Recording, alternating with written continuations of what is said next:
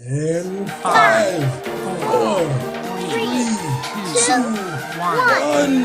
Blast off! And liftoff.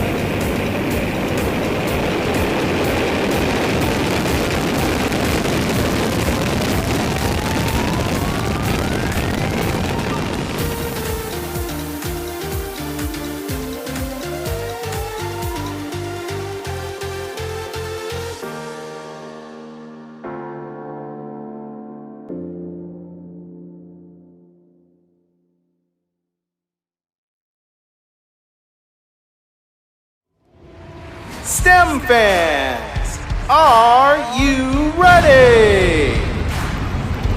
Let's hear it for the world-class NASA STEM Stars team. From NASA centers across the country, we present Lance Foster and special appearance by Sam White.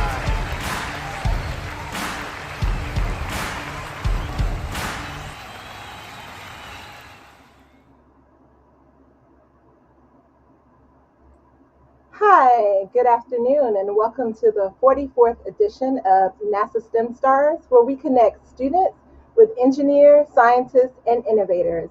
I'm Dr. Taisha Batts, and I'm coming to you from Langley Research Center. Today, we'll be joined by Lance Foster, an aerospace engineer at Glenn Research Center. So, I know that at the very beginning, you saw something special in our video, and we'll talk about that in a minute. But first, let's say hi to Lance. Lance, it's great that you joined us today. Hi, happy to be here today, Taisha. I feel good. I'm young. I'm pretty. I'm engineering hard. I'm in the best shape of my life. Just happy to be here today. And we're happy to have you, Lance. And we're glad that you're doing well today. So, at the very beginning, you saw a YouTuber named Sam White. He is a 6-year-old who actually raps about careers. You might not know about Sam White, so we're going to show a little clip of what he actually does. You can be a C, computer or software developer or programs, systems, and files. You can be a D, you can be a dentist, because everybody loves to smile. You can be an E, you can be an engineer, solve problems of all kinds. Chemical, electrical, use the power of your mind. And that was just a little small clip from Sam White. And actually, Lance and Sam were able to have a pre recorded conversation. So during our conversation today with Lance, we'll be seeing clips with Lance and Sam. So that was wonderful. When I was 6, I was still playing with Barbies, but I can see that Sam has progressed way before I have. So today with Lance, we're going to start out talking about what Lance likes to do, what are his interests, and what he likes to do in his time when he's not at NASA. So, Lance, tell us what you like to do. So music is huge for me. I like to listen to music. I like to make music, and I rap some. I sing a little, and and I also like to work out. Try to. None of us are getting any younger, and I just like it. I like to stay in shape and like to move around. Oh, so that's great. So, I see that you say you like to make music. Do you play any instruments? Not well. I am a vocalist. I rhyme. I sing a little. I'm learning to play guitar, but I wouldn't let anybody hear me play guitar in public. But I do rap and sing. Oh, okay. So, like Sam, you do some rapping too. We won't let you do anything today because we haven't prepared you for that. But maybe next time we can Okay. hear some lyrics from you and tell us about your rap. So, Lance, also tell us about your childhood, where you grew up at. So I'm from the south side of Chicago. Uh, my childhood was honestly fantastic. Those are some pictures of the young dapper fellow I used to be that grew into the older, hopefully still dapper fellow I am. So I'm from Chicago.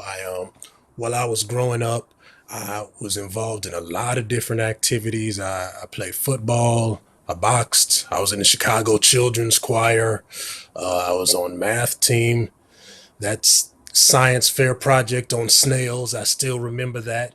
That I had those jars of snails in my room for like a couple weeks, and I had to feed them and watch how they grew or didn't grow, or when I overfed them, they really didn't grow.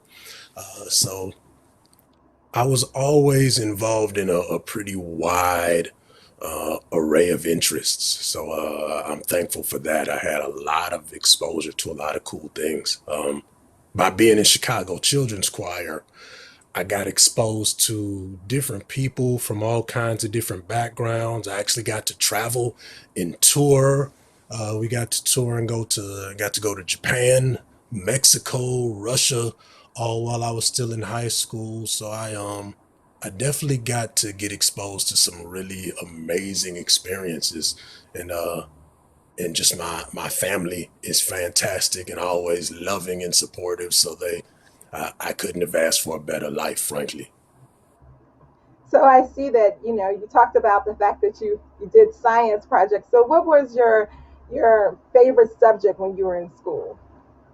Math, always math. I I always was into math, and that was always my favorite subject, and still is to this day.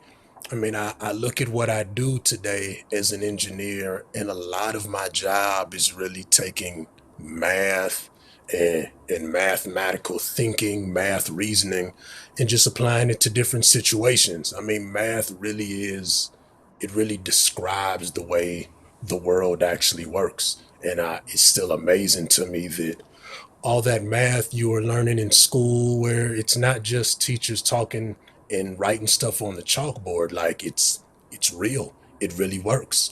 It allows us to put rockets in space and to fly planes across the country and to give people Wi-Fi so that they can watch YouTube interviews with people who are miles away live. So it's amazing, and I'm still stunned every day to see that, wow, it really works.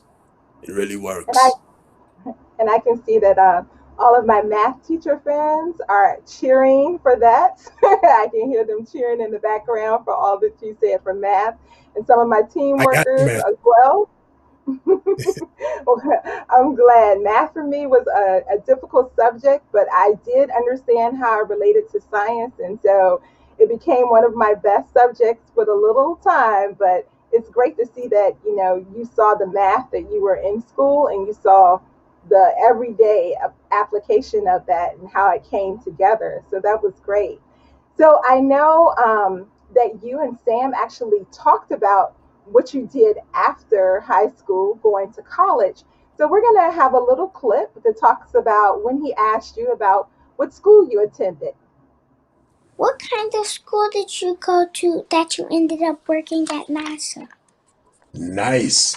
So I went to Florida A&M University. That's a college in Tallahassee, Florida, and I majored in mechanical engineering. So I know you went to FAMU and you majored in mechanical engineering, and I think that we have a picture of you That's in your right. commencement here. And so tell us about your experience at FAMU.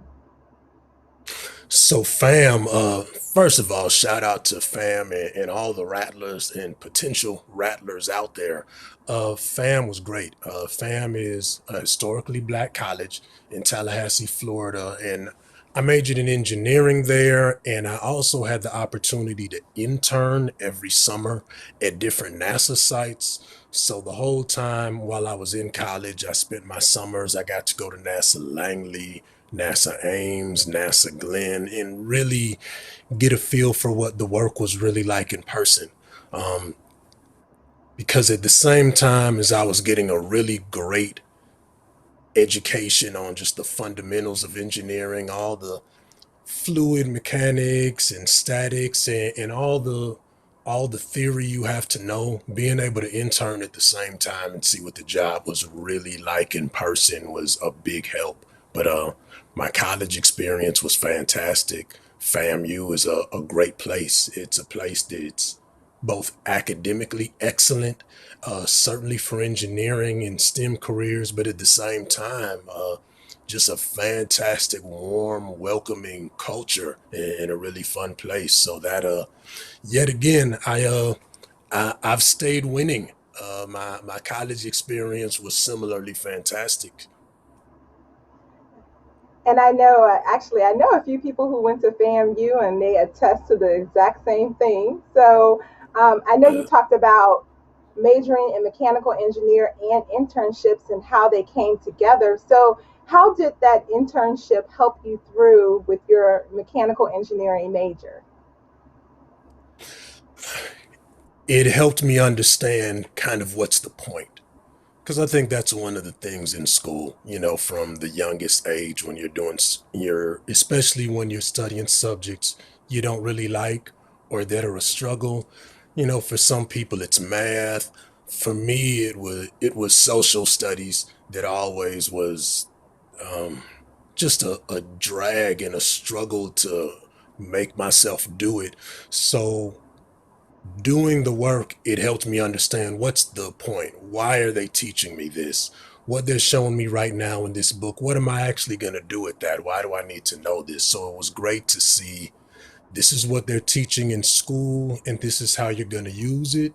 And at the same time, it was important to see that as important as that schoolwork is, nothing works like that in real life. So when you're going to learn all this fluid mechanics and thermodynamics and all these classes, but when you get to working on a real system, that material gives you kind of a background to start with, but nothing in real life works like that. So then when you get there in person to the lab, to the test cell, and you got to answer real problems and have to make things work for real, then you have to use that background, frankly, to be creative and to figure out solutions to make things work in real life. Yes, and those problem solving skills are important to have. And sometimes in the classroom setting, you don't get to see those problems like you would every day.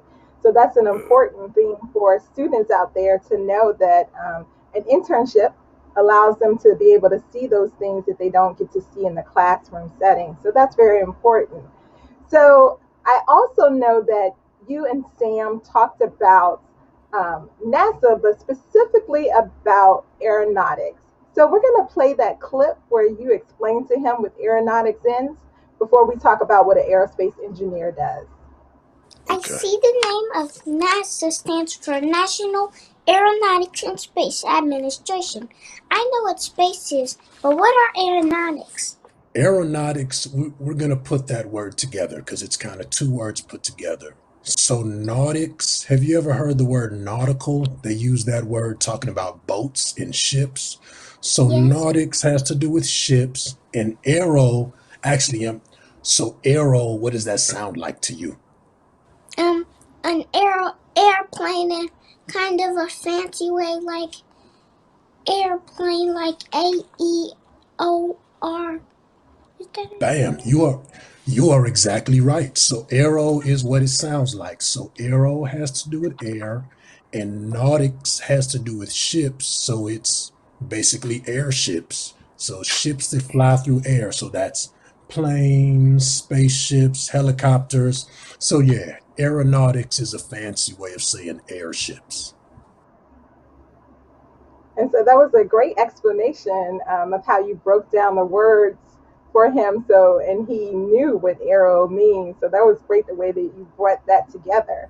And so now I know a lot of people ask, what exactly does an aerospace engineer do? So, what exactly do you do? So I deal with, frankly, any objects that people are concerned with moving through air. In my job specifically, we're dealing with jets and sometimes rocket propulsion, but um, I help to test and design components for aircraft. I deal with propulsion, which means how we generate the force to move things. So I do wind tunnel testing, which a wind tunnel is exactly what it sounds like. It's a big tunnel. Well, there's different sizes.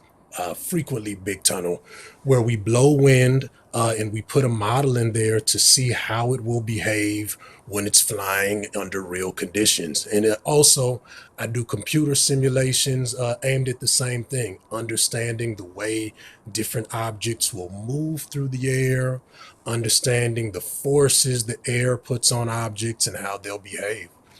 So I I help to test, design, and develop technologies that help make new aircraft or make aircraft better. Uh, and honestly, I've wind tunnel tested even cars and vans because cars and vans move through the air too. And if a car is more aerodynamic, that means it goes through the air easier. That means it gets better gas mileage. So an aerospace engineer can help you understand or help improve anything that moves through the air.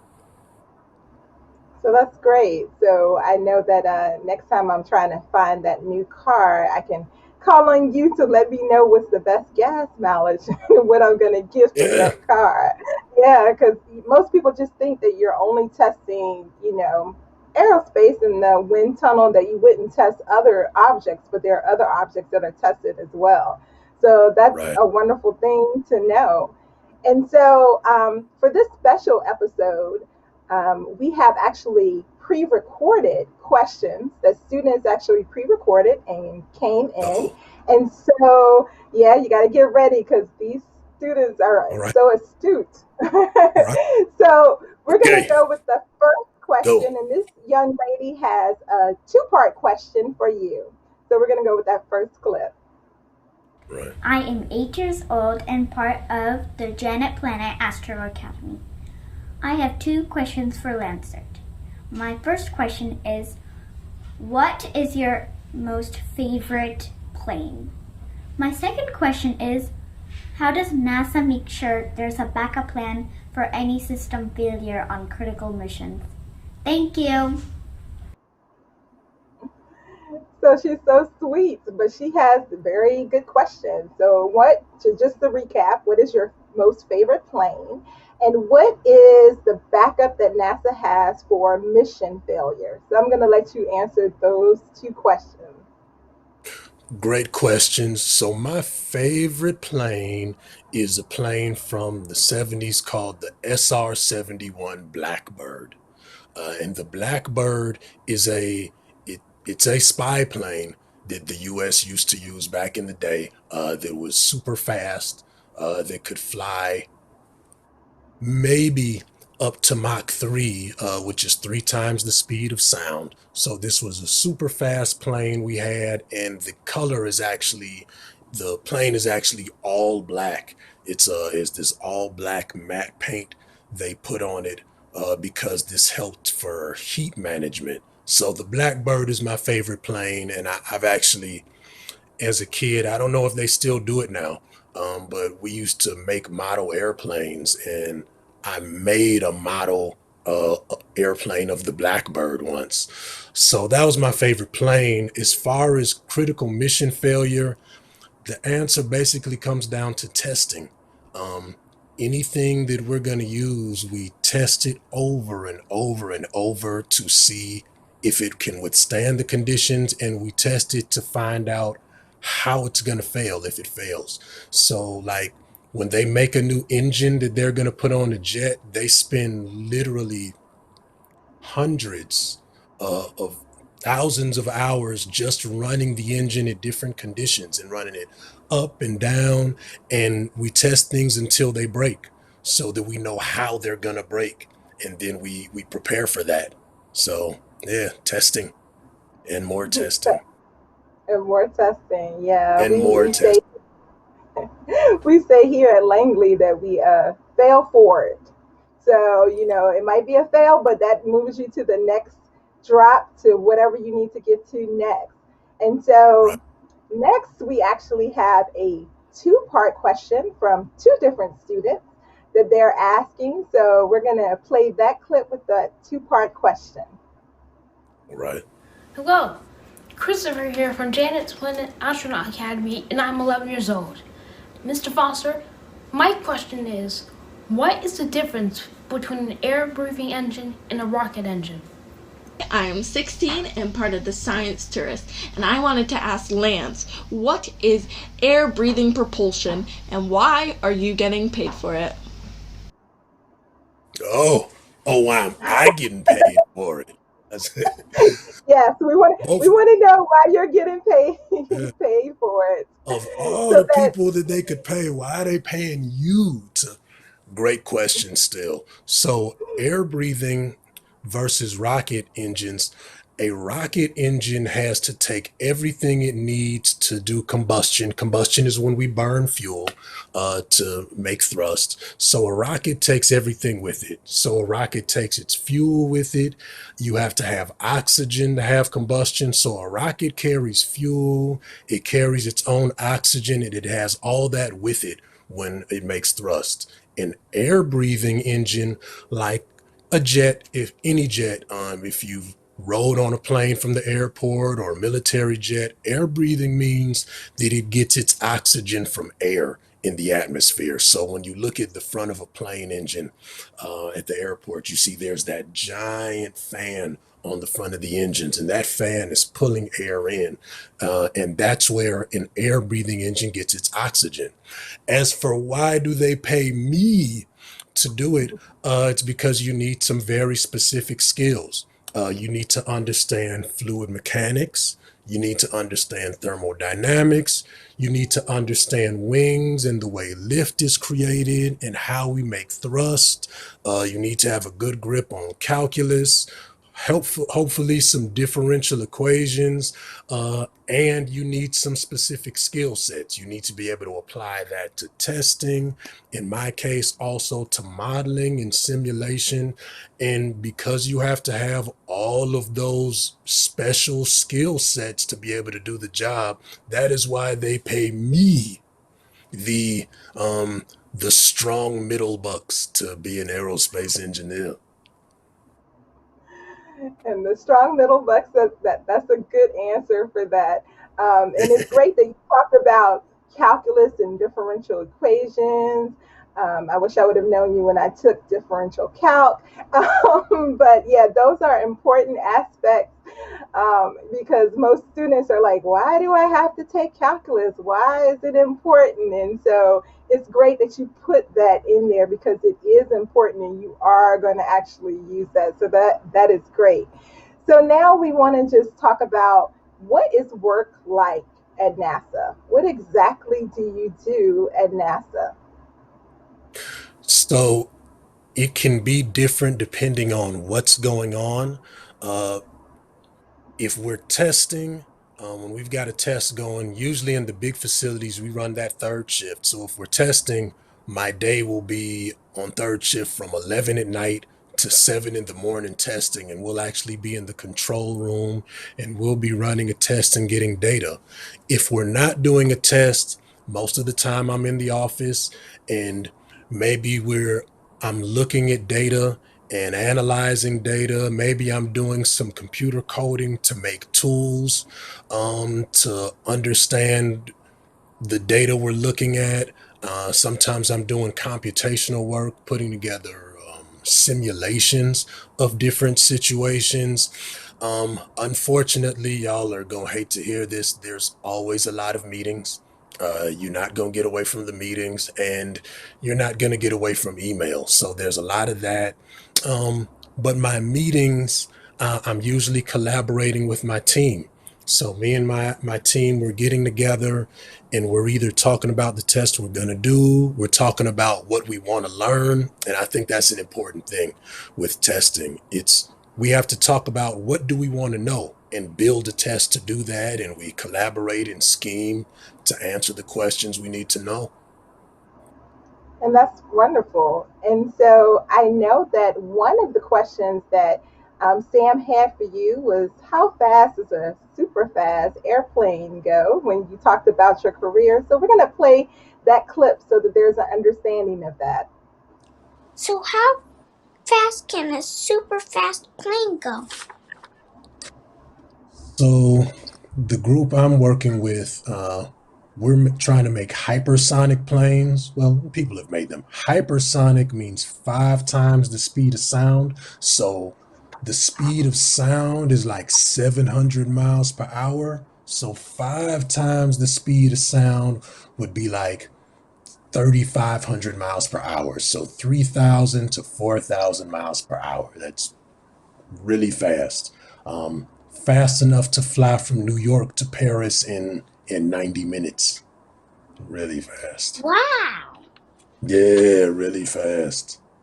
Fast enough for you to fly to Paris in the morning and go and have crepes and croissants and see the Eiffel Tower and then fly back in time for lunch at home. So that was a great clip and also an understanding of how fast you can actually get from one place to another that a lot of students wouldn't understand. I personally would like to fly to Hawaii and then be able to fly back. So, so that'll be my preference. And Um, see, that's but the disconnect. I would want to fly to Hawaii and maybe never come back, but well, yeah, I still got to come back. So, but it's not just at the things that you do with meetings and other things. You also do a little outreach as well as part of NASA. So, one of the things that I saw in your outreach is that you were doing University Day at NASA. So, talk to us about that a little bit. so University Day specifically, that's when college students from, university students, we kind of showcase NASA's internship program and how you apply for it, how it works. And we talk about just the opportunity of interning and what that does for you and what a great educational opportunity that is. So it's a time to showcase NASA Glenn and how much you can learn and how cool it is that that opportunity is available, and it's available to college and high school age students if you're interested. Um, and just in general, I think it's real important for me to share what I do. Not that everybody's gonna want to do this, not that everybody is gonna think that Lance is the coolest thing and we want to do what Lance does, but I want people to know this is available because when I was a kid, I didn't know that this was a thing. Um, I I wasn't aware of the existence of an aerospace engineer, so I certainly had no idea I would come to do this. So I think it's important just for people to know about options, just to know how many things are out there that you could do other than the most obvious stuff. And that's great. It's great for you to have that, that look to see, is this really what I want to do before maybe doing an internship. So not that's not the only outreach that you do as well. I know you also do some talks, and so I think this one was a talk that you did about curiosity. But just talk about what you do when you do talks. The biggest thing I really just want to tell people the truth and give them a flavor for what kind of work we do. Um, I'm blessed to have a really great opportunity to do amazing work. That was about the Curiosity rover that landed in 2012. I got to wind tunnel test the parachute that they used to land the Curiosity rover. And most recently, here, the Perseverance rover, they used that same kind of parachute. So to work on things that go into space and work on the next generation of airplanes and work on really just cutting edge technology that changes our world and changes the way we live. I'm excited about what we do, and I just want people to know. I think folks should know. And that's great that you give them that opportunity to know what NASA is actually doing. And so we have another question that's going to come in from another student who pre recorded, and he wants to know about some advice that you have for him. Hi, Okay. my name is Andrew and I'm age 11. My question to you is, what advice about getting a job like yours at NASA would you have liked someone to have given you when you were my age? Great question, Yes. Ander. What I would have told, what I would tell someone like you and what I would have wanted is just to follow your curiosity. Whatever you're really curious about, whatever you're interested in, pursue that. Like whatever is so interesting to you that you just want to go all in and know all about that, follow that and learn all about that, whatever your passion is. And certainly for STEM, I think people don't realize how much there's STEM involved in everything around you. Like everything in this room has STEM careers attached to it. From the chair I'm sitting in, somebody had to figure out the right materials to make the finish on this chair, the machines that they use to make it, the paint on the walls. If you're into lip gloss, that took chemical engineers to figure out how to mix just the right mix of chemicals to to give the lip gloss that shine and how they were gonna make it. So everything around you has STEM involved in it, and usually multiple STEM jobs involved in making it. So anything that's interesting to you, just learn about it and learn all you can about it. So I would just say run towards curiosity and always stay curious and just try to learn as much as you can. Because just like I didn't know that I would want to do this, the jobs of the future might be things that you all don't know exist. They might be jobs that don't exist yet. So just run towards curiosity and stay thirsty. And that's wonderful advice. And we actually have our last question from a student who wanted to know about being a mathlete. So if we can play that clip. I'm 10 years old from Janet's Planet, and my question for you today is, how did being an athlete and mathlete help you prepare for teamwork at NASA? Great question. And I like that he asked both about being an athlete and a mathlete. So being an athlete and participating in particularly group sports, you learn how to work together with a group of people towards a goal. So as opposed to just the thing I feel like doing, like if we're playing football, as opposed to just saying, you know what, I like to run the ball and I really like to run the ball. You all should just give me the ball and let me run it. We're going to figure out what we're trying to achieve and we're going to figure out the best way to do it. So we're going to work together and maybe somebody's going to run the ball and somebody's going to block and somebody's going to run downfield and pretend like he's getting the ball so the defense is following him. So working together as a team is important because everything we do relies on groups of people working together. And being a mathlete, when you're on a math team, they give you problems that aren't just set up, tell me what's 7 times 3. They give you problems where you have to really figure out the answer, where you have to figure out an equation to use it. You have to do something creative to answer it. And honestly, that's what we do in my job every day. Just because you know all the math, that doesn't tell you how to make a new plane. That doesn't tell you how to make a new invention. It gives you a toolkit, but then you have to take those tools and do something creative to solve the problem. You got to figure out something new. So both of those things I use every day in my job. And that's great. I like the way that you said you have to work together for a common goal. And actually, we have a clip of you and Sam actually working together for a common goal to actually build something. All right. So we're going to talk about that one or show that one.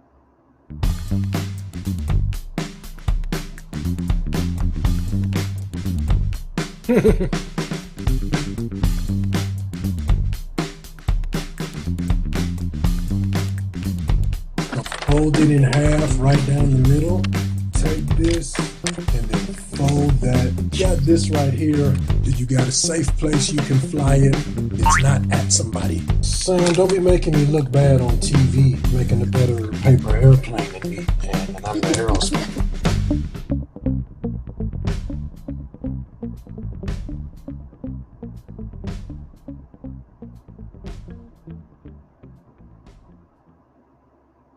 And so that was wonderful.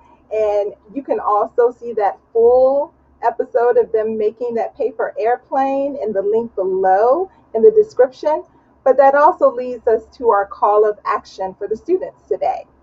So we're going to talk about our call to action. And actually, your call to action is to make a paper airplane using different materials like construction paper or newspaper. And we want to see what you actually created. So you can actually show us what you created by using the hashtag NextGenSTEM and just show us what you're creating. And so we're so excited about our next NASA STEM Stars, which will be on March the 3rd at 2 o'clock. We're going to have astronaut Christina Cook, and she's going to be here with us, and we're so excited for our next STEM Stars. So please join us and hit that subscribe button. So Lance, are there any final words that which you would like to say this afternoon? The biggest thing I want to say to everybody is just follow curiosity. There's a whole lot of world out there, and no matter where you're from, no matter where you are, there's a whole bunch more world out there and so much more to learn out there, and it's here for you. So just stay curious and follow your passion. Like whatever really interests you, whatever you're so interested in that you just want to geek out and learn everything about that, do that. Learn everything about that and just stay learning and pay attention. And thank you for joining us. It's been a pleasure to have you. And so we're just so excited that you were able to be with us today.